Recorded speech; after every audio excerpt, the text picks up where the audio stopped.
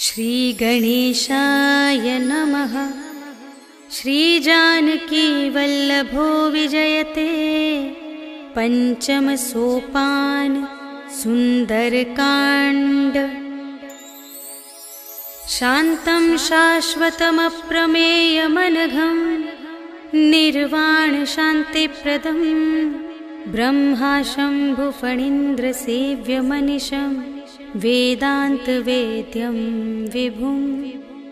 रामाख्यं जगदीश्वरं सुरगुरुं मायामनुष्यं हरिं वन्देऽहं करुणाकरं रघुवरं भूपालचूडामणिं। नान्या स्पृहा रघुपते हृदयस्मदीये सत्यं वदामि च भवानिखिलान्तरात्मा। भक्तिं प्रयच्छ रघुपुङ्गवनिर्भरां मे कामादिदोषरहितं कुरु मानसं च। अतुलितबलधामं हेमशैलाभदेहं धनुजवनकृशानुं ज्ञानिनामग्रगण्यं सकलगुणनिधानं वानराणामधीशं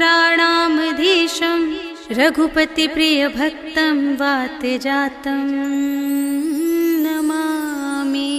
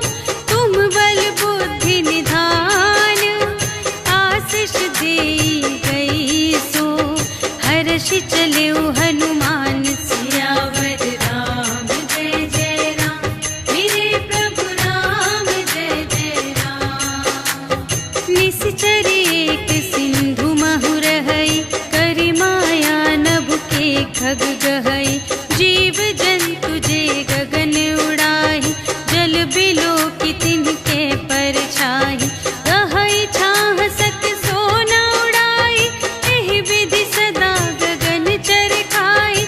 सोई छल हनुमान कह कीन्हा, सासु कपटु कपि तुरत ही चीन्हा। ताहि मारि मारुत सुत वीरा, बारिधि पार गयो मति धीरा। तहाँ जाई देखी बन शोभा, गुंजत चंचरीक मधुलोभा। नाना तरु फल फूल सुहाए, खग मृग वृंद देखी मन भाए। सैल विशाल देखी एक आगे, ताव पर धाये चढ़े उभय त्यागे। उमा न कछु कपि कै अधिकाई, प्रभु प्रताप जो कालहि खाए। गिरि पर चढ़ी लंका तेहि देखी, कही न जाई अति दुर्ग विशेषी। अति उतंग जल निधि चहु पासा, कनक कोट कर परम प्रकाशा। कनक कोट विचित्र मणिकृत, सुंदरायतना घना। चहु हट्ट हट्ट सुभट्ट बीथी, चारुपुर बहु विधि बना गज। बाज खच्चर निकर पदचर, रथ बरूथन ही कोगने। बहुरूप निश्चर झूठ अति बल, सेन बरनत नहीं बने बन। बाग उपवन वाटिका सर, धूप बापी सोहहि नर। नाग सुर गंधर्व कन्या, रूप मुनि मन मोहहि कहूँ। माल देह विशाल शैल समान, अति बल गरजहि नाना अखारिन। भिरहि बहु विधि एक एकन तरजहि करे। जतन भट कोटिन विकट तन, नगर चहु दिस रचहि कहूँ। महिष मानुष धेनु खरज, हल निसाचर भक्षहि एहि। लागी तुलसी दास इनकी, कथा कछु एक है कही। रघुवीर सर तीरथ शरीरनि, त्यागी गति पैहि सही। पुर रखवारे देखि बहु, कपि मन कीन विचार।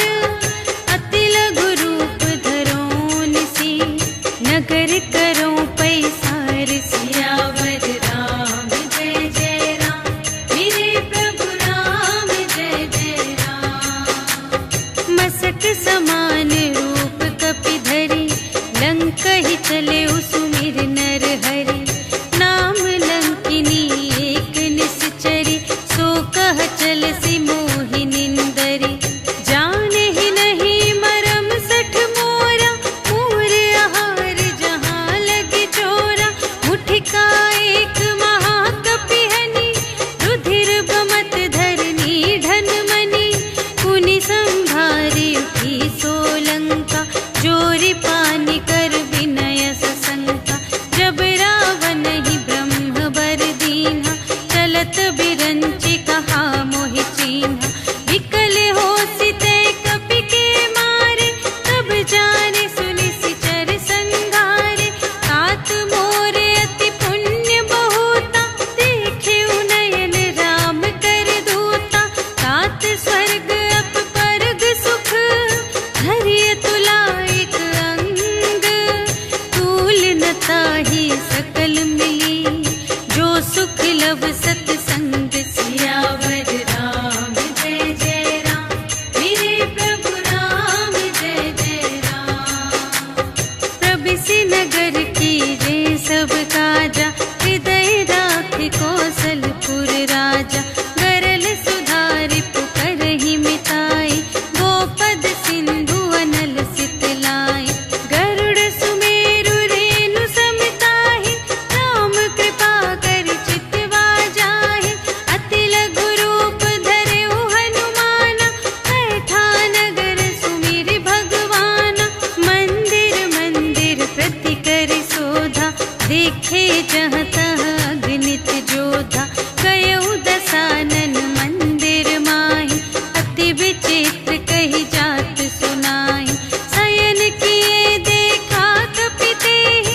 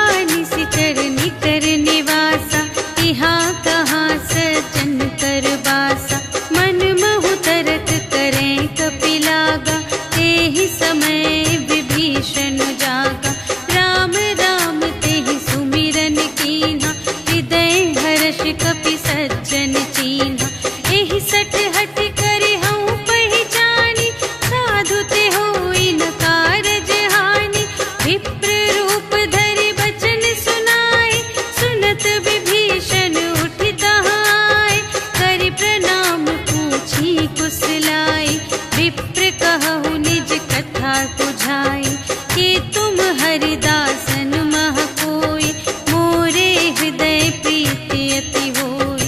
कि तुम राम दीन अनुरागी, आयहु मोहि करन बड़ भागी। तब हनुमंत कही सब, राम कथा निज नाम। सुनत जुगल तन पुलक मन, मगन सुमिर गुण ग्राम। सियावर राम जय जय राम, मेरे प्रभु राम जय जय राम। सुनहु पवन सुत रहनी हमारी, जिमि दस नन्हि महु जीव बेचारी। तात कबहु मोहि जानी अनाथा, करिहै कृपा भानु कुलनाथा। तामस तन कछु साधन नाही, प्रीति न पद सरोज मन माही। अब मोहि भा भरोस हनुमंता, बिनु हरि कृपा मिलहि नहीं संता। जो रघुबीर अनुग्रह कीन्हा, तो तुम मोहि दरसु हठि दीन्हा। सुनहु विभीषण प्रभु कै रीति, करहि सदा सेवक पर प्रीति। कहहु कवन में परम कुलीना, कपि चंचल सबहि विधिहीना। रात लेहि जो नाम हमारा, तिहि दिन ताहि न मिलै आहारा। अस में अधम सखा सुनु, मोहु पर रघुबीर। कीन्ही कृपा सुमिरि गुण, भरे बिलोचन नीर। सियावर राम जय जय राम, मेरे प्रभु राम जय जय राम। जानत हूँ अस स्वामी बिसारे, हिरहित काहे न होहि दुखारे। एहि विधि कहत राम गुण ग्रामा, पावा अनिर्वाच विश्रामा। उनि सब कथा विभीषण कही, जेहि विधि जनक सुता तह रही। तब हनुमंत कहा सुनु भ्राता, देखि चहऊँ जानकी माता। जुगति विभीषण सकल सुनाई, चले पवन सुत विदा कराई। करि सोई रूप गयो पुनि तहवा, बन अशोक सीता रह जहवा। देखि मनहि महु कीन्ह प्रणामा, बैठे ही प्रीति जात निस जामा।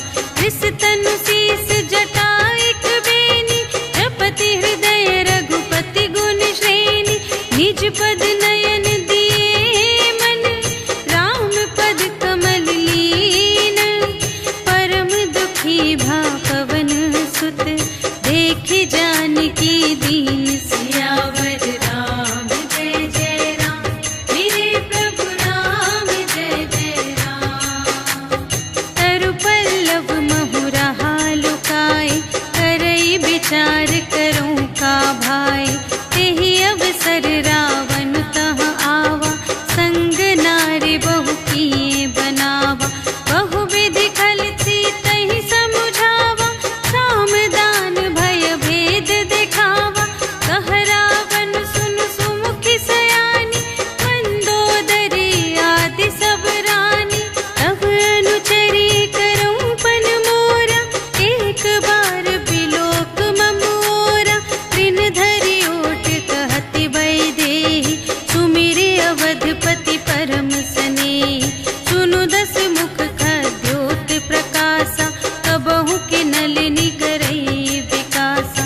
अस मन समुझ कहत जानकी, खल सुध नहीं रघुबीर बानकी। सठ सूने हरियाने ही मोहि, अधम निलज्ज लाज नहीं तोहि। आपु ही सुनि खद्योत सम, राम ही भानु समान। परुष बचन सुनि काढ़ियसि, बोला अति खिसियान। सिया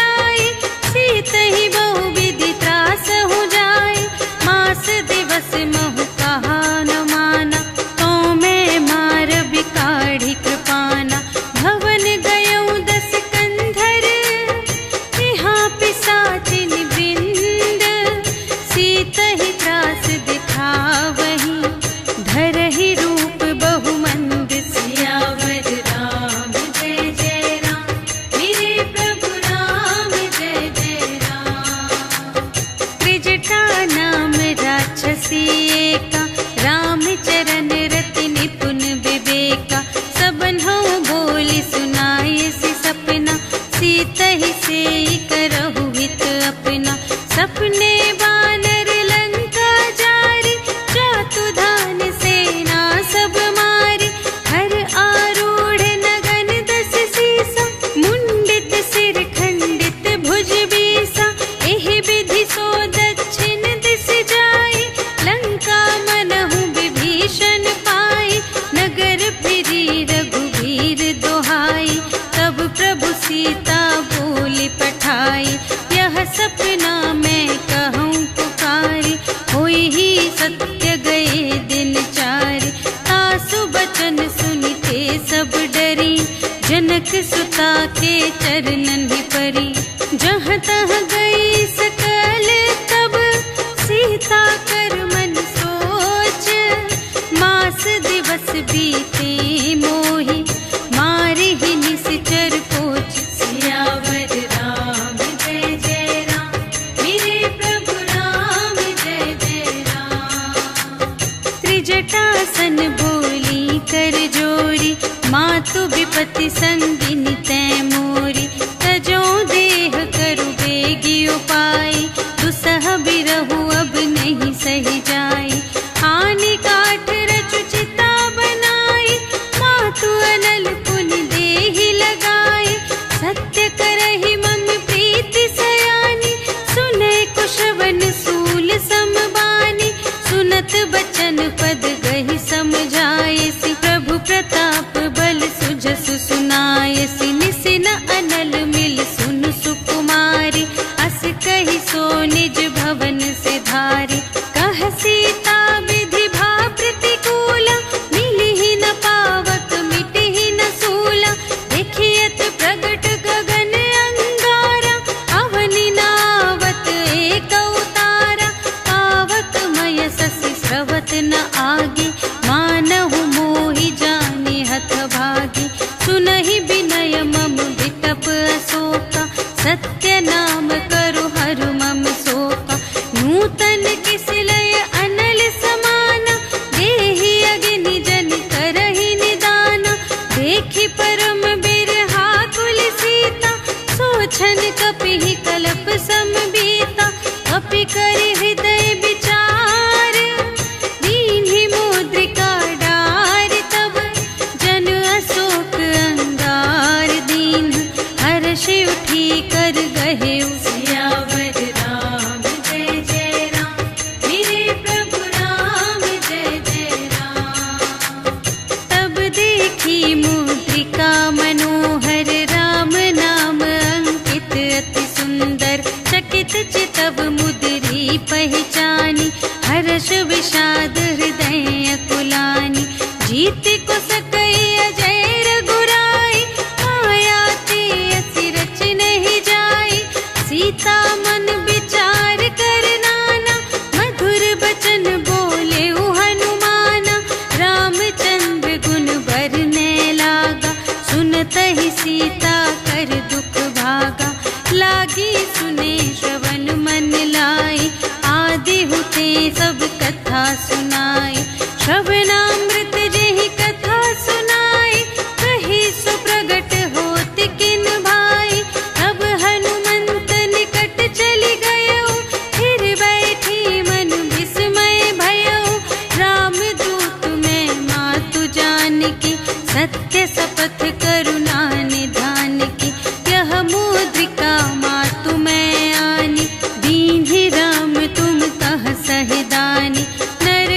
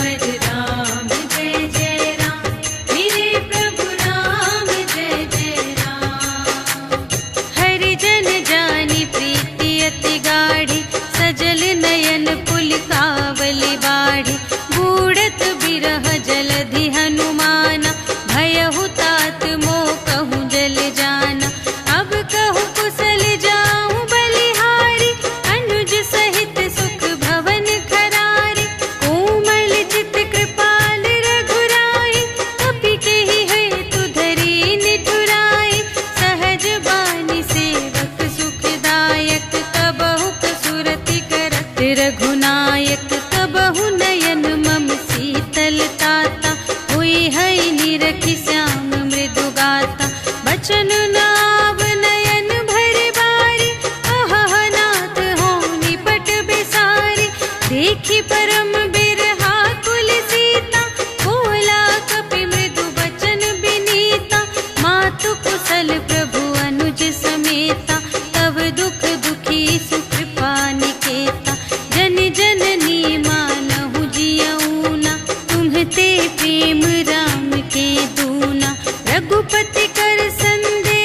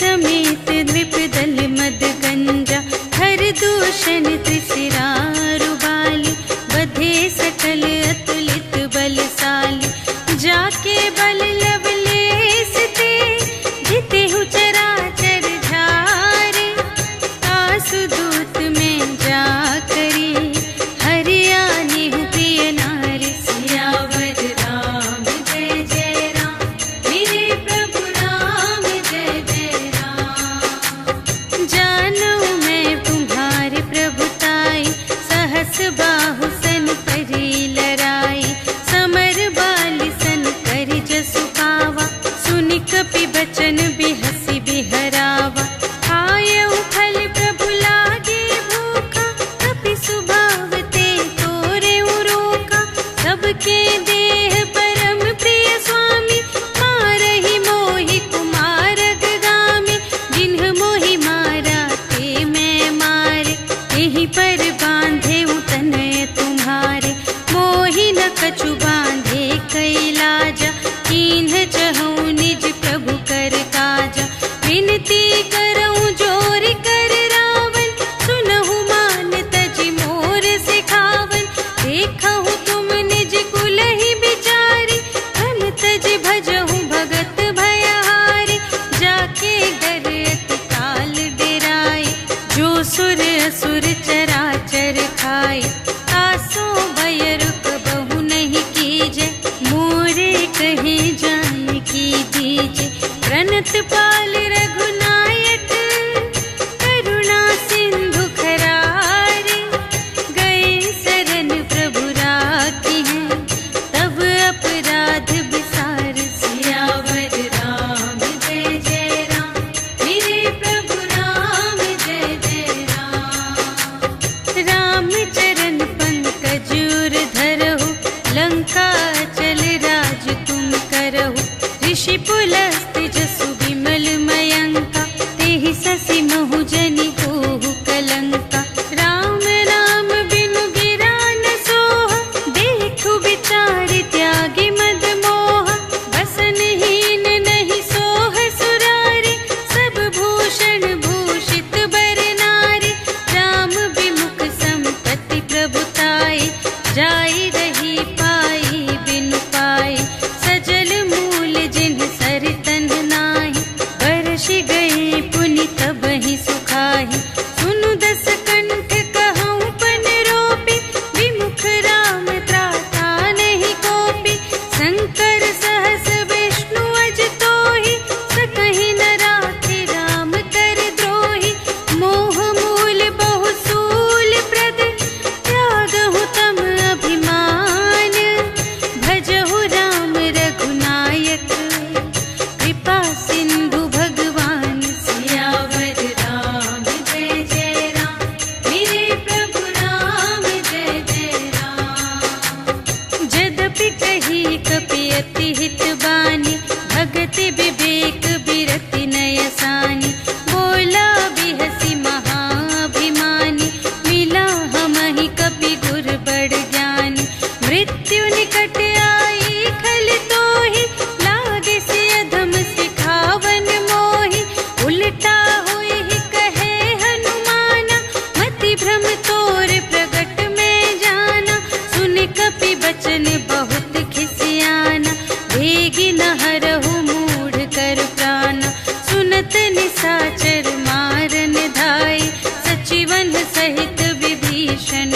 आए नाय शीस कर विनय बहुता नीति विरोध न मारिय दूता आन दंड कछु करिय गुसाई सबहि कहा मंत्र भल भाई सुनत बिहसी बोला दस कंधर अंग भंग करि पठियहि बंदर अपि के ममता पूछ पर सबहि कहऊँ समझाई तेल बोर पट बांध पुनि पावक देहु लगाई सियावर राम जय जय राम मेरे प्रभु राम जय जय राम पूछहीन बानर तह जाए तब सठ निज नाथ ही लई आई जिनके कीमत बहुत बड़ाए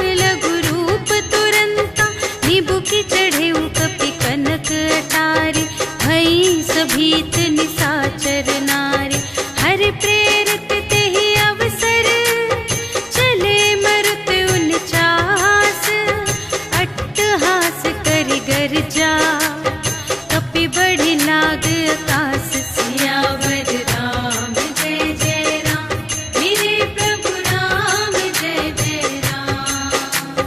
देह विशाल परम हरुआई, मंदिर ते मंदिर चढ़ धाई, जरई नगर भालोग बिहाला, झपट लपट बहु कोटि कराला।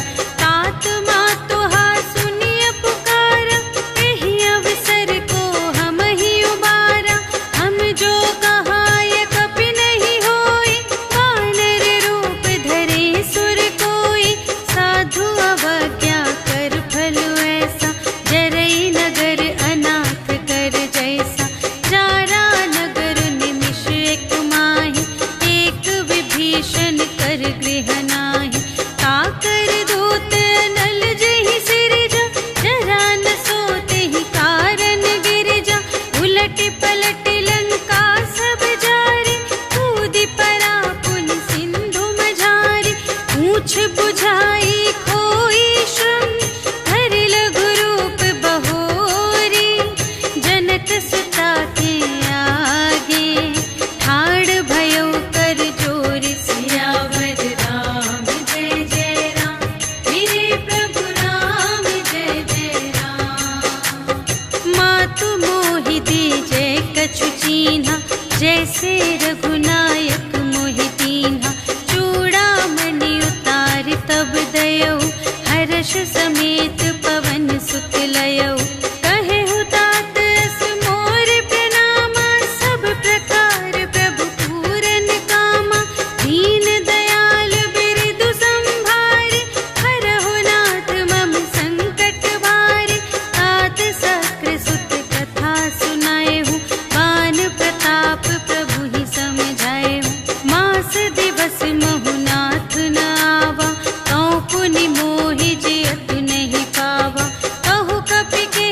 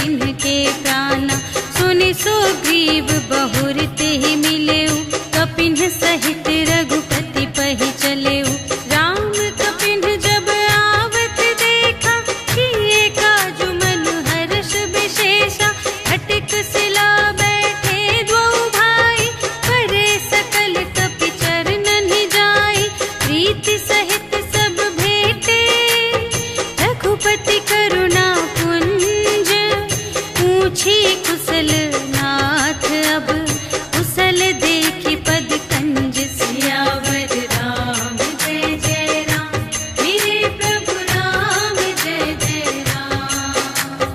जामवंत कह सुनु रघुराया जा पर नाथ करहु तुम दाया ताहि सदा शुभ कुशल निरंतर सुर नर मुनि प्रसन्नता ऊपर कोई विजयी बिनयी गुण सागर तासु सुजसु त्रैलोक उजागर प्रभु की कृपा भयउ सब काजु जन्म हमार सुफल भाजु नाथ पवन सुत कीन्ही जो करनी सहसहु मुख न जाय सो बरनी पवन तनय के चरित सुहाए जामवंत रघुपति ही सुनाए सुनत कृपा निधि मन अति भाए मुनि हनुमान हर्षि हियलाए कहहु तात केहि बात जानकी रहति करति रक्षा स्वप्राण की नाम पाहरो दिवस निसी ध्यान तुम्हारे कपाट लोचन निज पद जंत्रित जाहि प्राण के ही बाट सियावर राम जय जय राम मेरे प्रभु राम जय जय राम।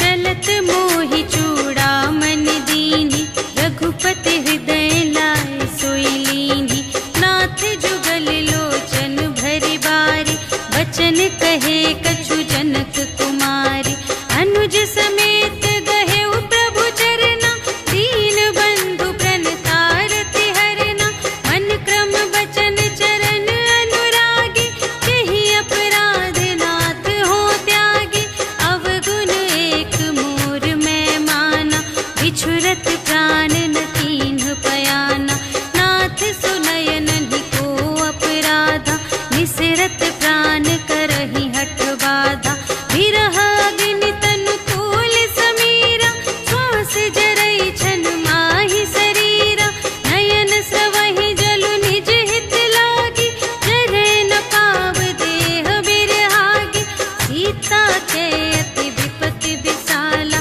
बिनहि कहे भलि दीन दयाला निमिष निमिष करुणा निधि जाहि कलप सम बीति भेगी चलिए प्रभु आनिया भुज बल खल दल जीत सियावर राम जय जय राम मेरे प्रभु राम जय जय राम। सुनि सीता दुख प्रभु सुख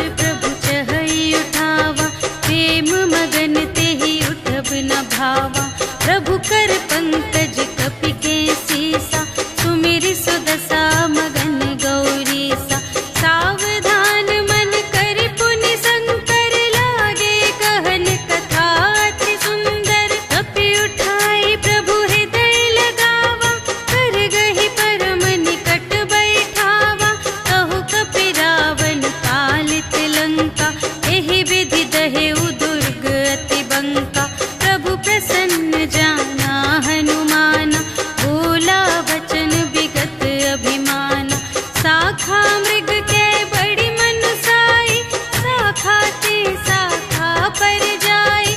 नाघि सिंधु हाटक पुर जारा, निशिचर गण विधि विपिन उजारा। सो सब तब प्रताप रघुराई, नाथ न कछु मोरी प्रभुताई। ताकहु प्रभु कछु अगम नहीं, जा पर तुम अनुकूल। तब प्रभाव बड़वान लही, जार सकै खल तूल। सियावर राम जय जय राम, मेरे प्रभु राम जय जय राम। नाथ भगति अति सुखदायिनी, देहु कृपा करि अन पायिनी। सुनि प्रभु परम सरल कपिवानी, एवमस्तु तब कहेउ भवानी। उमा राम सुभाव जेहि जाना, ताहि भजन तजि भावनाना।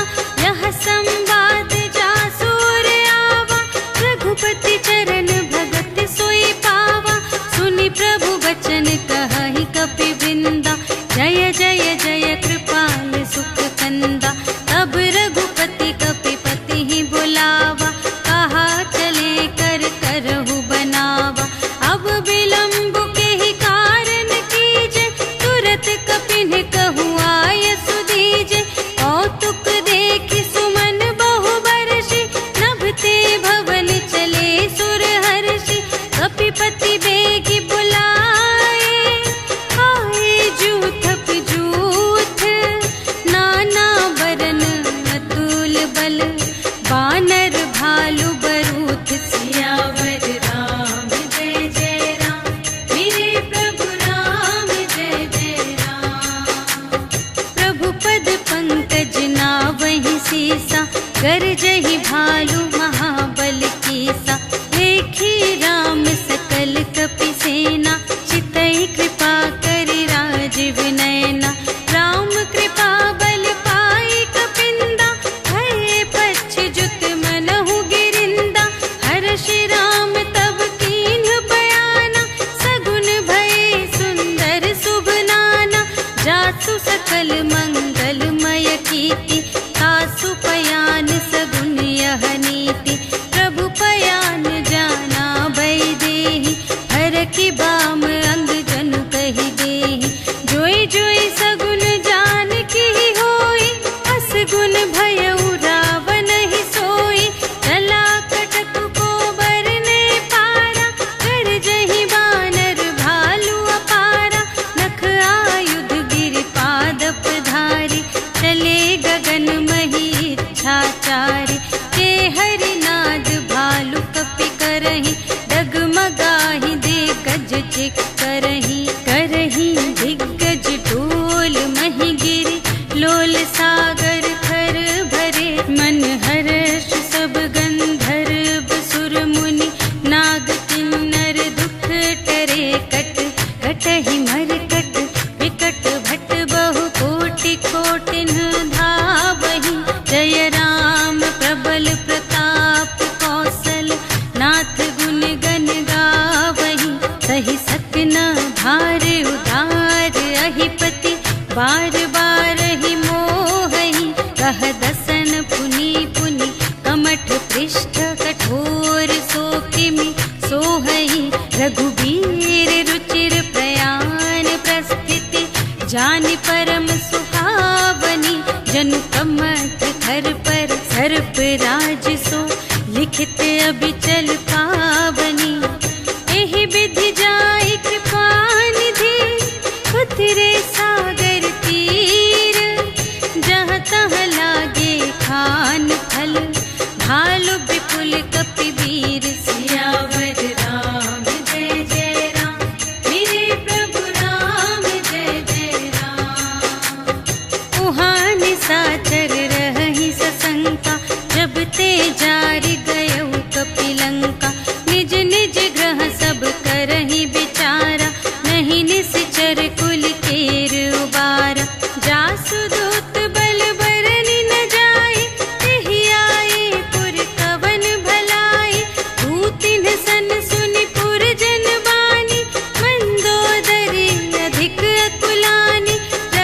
जोर कर पति पद लागी, बोली बचन नी